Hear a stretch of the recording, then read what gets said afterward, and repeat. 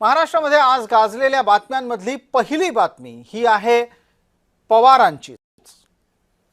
पार्थ पवार याच्या संदर्भातला जमीन घोटाळा हा पुन्हा एकदा चर्चेत आलाय आणि दावा केला जातोय की पार्थ पवारची सुटका झालेली आहे।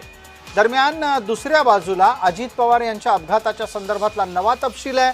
अजित पवार यांच्या अपघातात ज्या विमानातला ब्लॅक बॉक्स होता तो बिघडलाय किंवा तो नुकसानग्रस्त झालाय अशी माहिती समोर आली आहे। दरम्यान सुनेत्रा पवार यांनी संपूर्ण प्रकरणामध्ये लक्ष घातलेलं असलं तरी विलीनीकरणाच्या चर्चेच्या बाबत तटकरे आणि रोहित पवार यांच्यात शब्दबाण कायम आहे। दुसरी बातमी आहे ती टिपू सुलतानची तुलना छत्रपती शिवाजी महाराजांशी करण्याच्या बाबत काँग्रेसचे प्रदेशाध्यक्ष हर्षवर्धन सकपाळ यांच्या केलेल्या वक्तव्याची।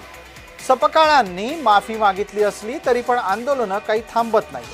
तिसरी महत्त्वाची बातमी मुंबईमध्ये घडली ती आंतरराष्ट्रीय स्तरावरची आहे, कारण फ्रान्सचे राष्ट्राध्यक्ष मॅक्रॉन आणि पंतप्रधान नरेंद्र मोदी मुंबईमध्ये भेटलेले आहेत। मुंबईमध्ये पंतप्रधान मोदी यांनी गळाभेट घेत मॅक्रॉन यांचं स्वागत केलं, संरक्षण विषयक करार केले, यामध्ये पाणबुडी तसंच राफेलची खरेदी समाविष्ट